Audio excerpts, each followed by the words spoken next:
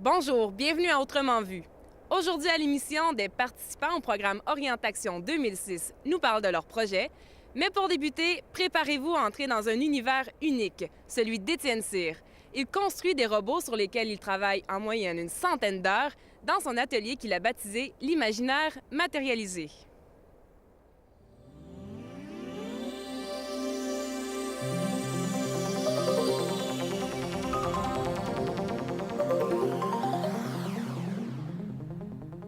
Étienne, comment décrirais-tu ce que tu fais?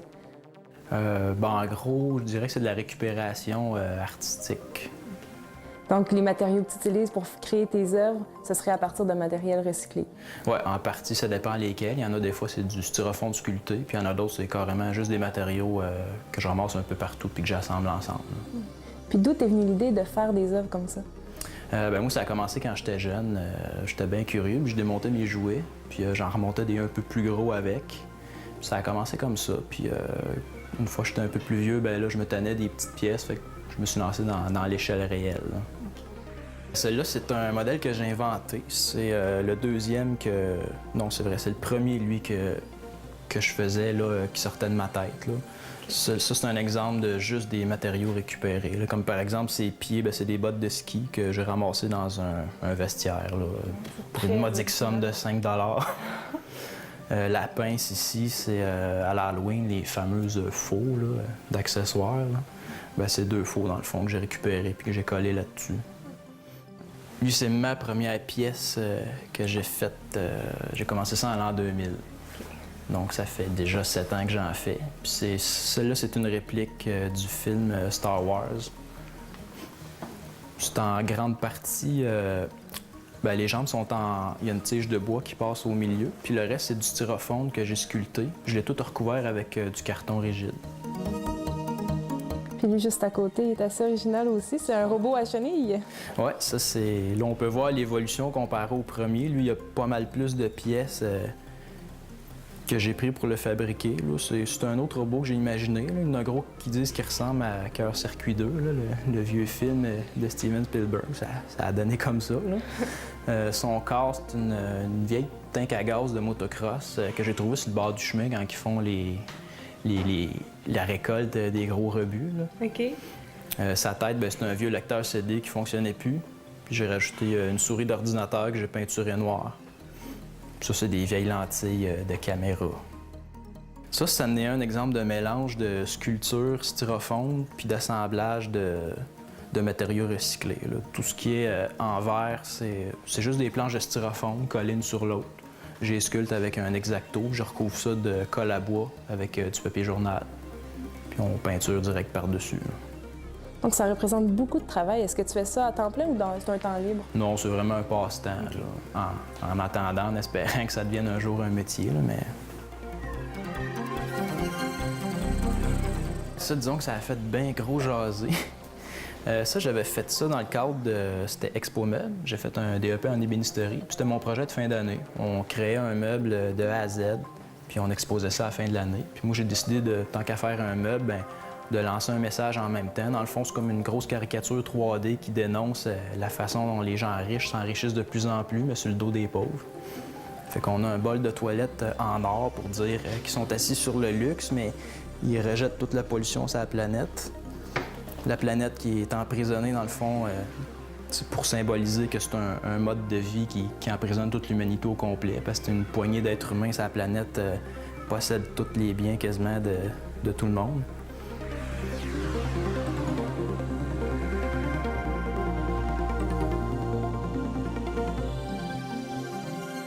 Ça, c'est un des plus populaires, disons, parce qu'il est gros en partant.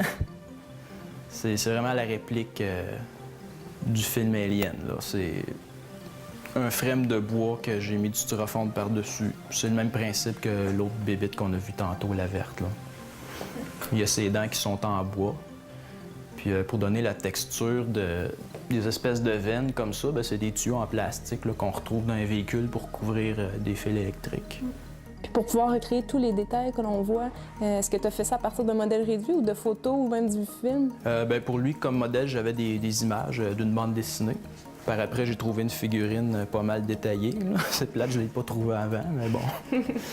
Puis comme par exemple, pour texturer des côtes, quand c'est encavé assez creux, souvent, je prends un fer à souder puis je fais fondre mon styrofoam carrément.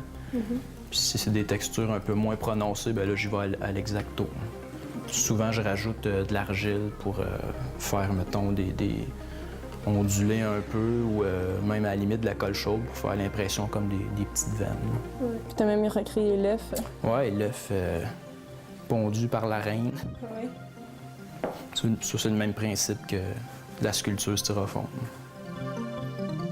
Lui, ça fait pas tellement longtemps, mais il a fallu que je le reconstruise complètement parce qu'une fois, j'avais exposé, je me souviens plus en tout cas, puis il n'y avait pas de fer à rendre, il avait cassé, fait que je l'ai refait au complet.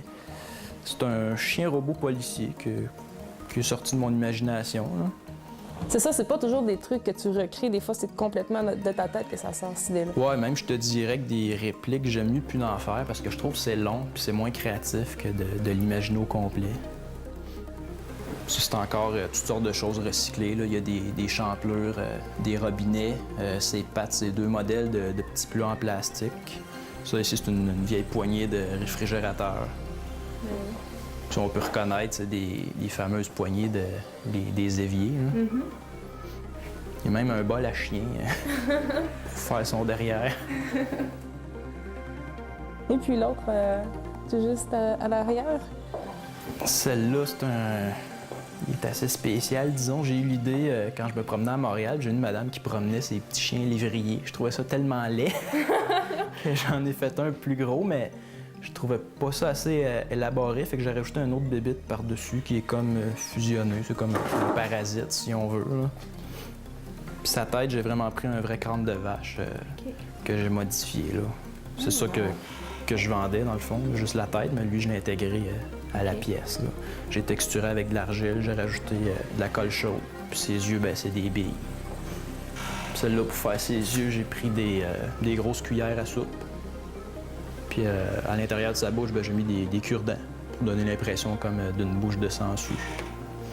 Puis ça ici, c'est des broches que j'ai toutes recouvertes de colle chaude. Puis ça donne ça comme résultat.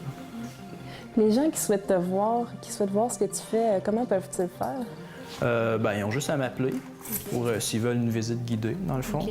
Ça se fait ici même? Oui. Puis sinon, est-ce que tu exposes à différents endroits, des fois? Ces temps-ci, c'est plus tranquille, mais là, prochainement, je vais exposer à Festiaire, qui se trouve à Notre-Dame-du-Bon-Conseil. Ça va être le 11 novembre, entre 3h et 3h du matin. D'accord. Ça se passe dans le centre communautaire. OK. Puis présentement, je pense qu'il y a certaines de tes pièces qui sont à la bibliothèque. Oui, c'est ça. Il en manque une partie. Ils sont toutes à la bibliothèque à Drummondville. OK.